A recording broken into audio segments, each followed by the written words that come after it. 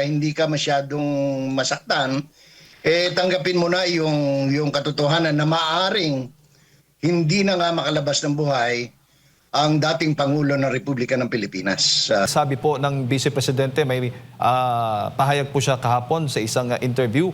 Sabi niya, hindi na namin tinitingnan yung chances of coming home. Hindi na namin pinag-uusapan yun. Kung makikita nyo doon sa statement niya sa court, tinutukoy niya yung waiver letter ni dating Pangulong Duterte, ay sinasabi niya sa court na natanggap ko na possible o posibleng dito ako mamatay sa kulungan ng ICC. Nandoon yung nakalagay sa statement niya sa court na nagsasabi na hindi siya a-attend sa mga hearings ng confirmation of charges. Yan po ang naging pahayag ng Vice Presidente kahapon. Kayo mismo, personally Sir Jay, umaasa pa na makakauwi pa, makakabalik pa dito sa bansa si dating Pangulong Roa Duterte, at dapat bang umasa pa ang mga Pilipino? Historically, walang kinasuhan ng anong pangalan nito, ng crime against humanity na nakalabas ng bilangguan, no, ng DAIG. So, tama yung paniniwala ni Mr. Duterte na malamang at sa hindi na siya makalalabas ng buhay. No? Unang-una, 80 anyos na yung mama. Pangalawa, siya ay may mga karamdaman na. No? So, kung ako man, halimbawa, ako ang anak ni Presidente Duterte, iisipin ko talaga mukhang sa itinatakbo ng kabagal yung kaso, no? Yung pagdinig dito sa preliminary pa lang. Tapos palagi na siyang nahihilo, may mga report na hinihimatay siya, nakikita na lang sa sahig, yung mga ganon. Mukhang talagang dapat nga, para hindi ka masyadong masaktan, tanggapin mo na yung katotohanan na maaring hindi na nga makalabas ng buhay ang dating Pangulo ng Republika ng Pilipinas, Jade. Opo, Manong Jay, magandang umaga, maing buntag. Balikan ko lang kasi ginamit po ng prosekusyon yung termino na DDS. Para sa kaalaman ng lahat, kanino ba nag-umpisa itong termino na Davao Death Squad? Galing po yan, kung di ako nagkakamali, panahon ng Commission on Human Rights, nung ang Human Rights Chair ay si Laila de Lima. Sila ang nag-coin ng Davao Death Squad. Kasi kami mga taga Davao, wala kaming alam na Davao Death Squad. Ang alam namin, merong Anti-Narcotics and Dangerous Drugs Unit, ang Philippine National Police, Davao City Police Office, na siyang nangangasiwa sa pagbaka ng paglaganap ng bawal na gamot sa siyudad ng Davao. No? Yung DDS kasi sa amin dito, ang ibig sabihin niya ay Davao del Sur. No? DDS. So wala kaming alam na ibang DDS kundi Davao del Sur.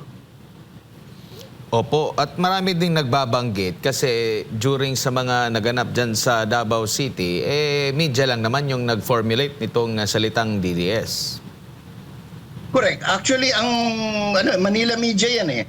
Kasi yung local media rito, ang tagal ko naman ditong naging media practitioner sa Davao City, wala naman kaming nire-report o nag-headline. Ako, naging editor ko ng People's Daily Forum. Wala kaming ni-headline na ganyan na DDS. May pakana, sinasabi namin, baka vigilante. No? Yung mga ibang natatagpuan kasing lumulutang sa Davao River noon, dahil nga hindi naman inaamin ng pulis na sila may kagagawan, ang presumption namin o ang sapantahan namin ay posibleng merong mga pribadong tao na sukal na ang kalooban dito sa paglaganap ng bawal na gamot sa siyudad ng Davao. Opo. Kaya rin po ba ikabilang sa mga nagtataka kung bakit noong panahon ng Aquino administration, kung saan ay naging pinuno ng Department of Justice si Secretary Laila de Lima, at during that time ay local official pa ang dating Pangulong Rodrigo Duterte dyan po sa lungsod ng Davao, hindi po siya nasampahan ng kaso sa kabila po ng nasa kanila na ang kapangyarihan, nasa national level na siya, DOJ Secretary, hawak niya yung NBI, may kakayanan siya na magpaimbestiga gamit ang NBI, Meron din dyan yung DILG which is pinamunuan din niya ni Secretary Marojas, kung di ako nagkakamali. Bakit during that time na nasa local level, kasi kumbaga mas mataas sila, nasa national level sila. Ang dating Pangulo nasa local level lang, umabot pa nga sa punto naging vice mayor siya ng lungsod po ng Davao. Hindi po siya nasampahan ng kaso.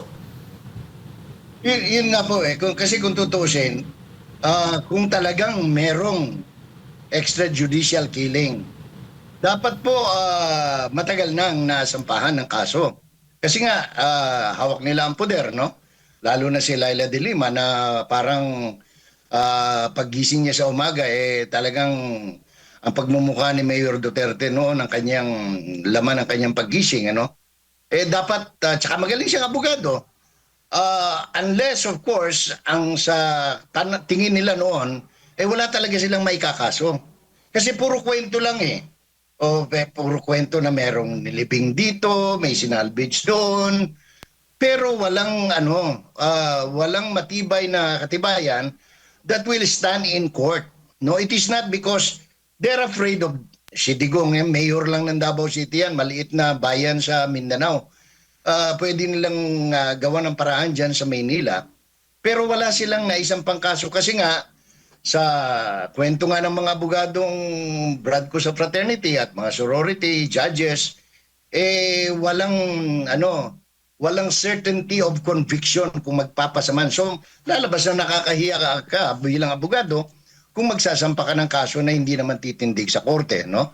So, isa yan. Pangalawa, ginawa kasing political propaganda, lalo na nung tumatakbo ng presidente si Mr. Duterte, na sige, bomba ng bomba against itong drugs, kasi nga akala nila, anong pangalan nito, tatalab sa masang Pilipino yon. Unfortunately, yun ang dahilan kung bakit nanalo si Duterte, kasi ang sabi niya, maglilinis siya sa Pilipinas ng mga tao o ng droga, alisin niya.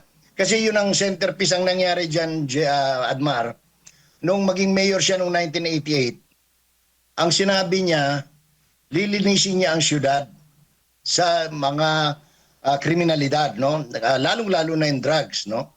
So, nung tumatakbo siyang presidente, dahil nakita nga niya kung gaano laki ang problema at malapit na tayo maging narco state, naging naging battle cry niya yan.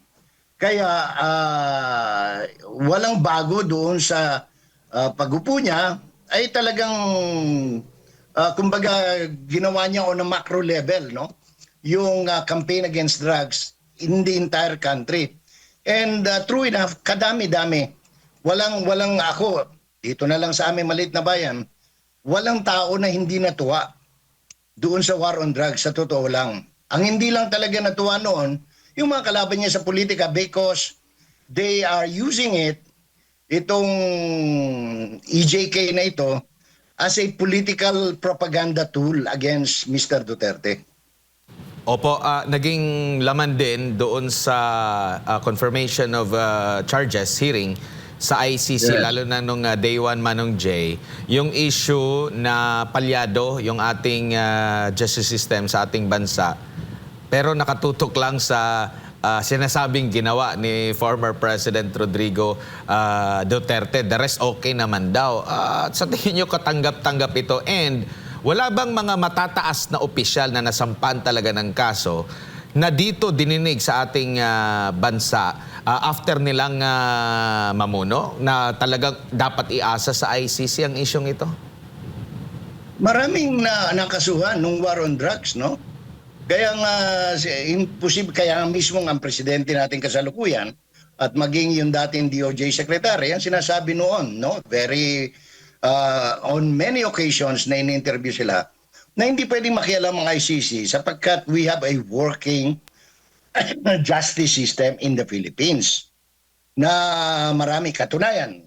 Yung pamosong Kian de los Reyes case na ginagawa yatang santo ni Father Flavi Villanueva, isang patunay na ang hustisya sa Pilipinas ay naandar sapagkat lahat ng pulis, tiwaling pulis, na nasangkot doon sa pagpatay kay Kian de los Reyes ba yun, ay nahatulan at sila ay naghihimas ng rehas na bakal sa kasalukuyan. So, justice is really working in the country. It were not as if merong involved sa EJK pagkatapos cut-free. Iyan ang exhibit A, yung Kian de los Reyes na yan, na ginawa pa nilang museum, ginawa ng museum, na patunay na ang hustisya sa Pilipinas ay umiiral at hindi kinakailangan ng isang ICC. Admar. Opo, Kian de los Santos po, Manong Jay. Pero doon po sa De Los isang Santos, tanong ko po, na meron bang mga kinasuhan, no? Kahit sa anong klase ng krimen na ginawa, na mga matataas na opisyal, mapapresidente, vice-presidente, yung mga national figures po after ng kanilang pamumuno na pwede namang paggayahan sa dito kay dating Pangulong Rodrigo Duterte at hindi na iasa sa ICC pa ang paglilitis. Kadami.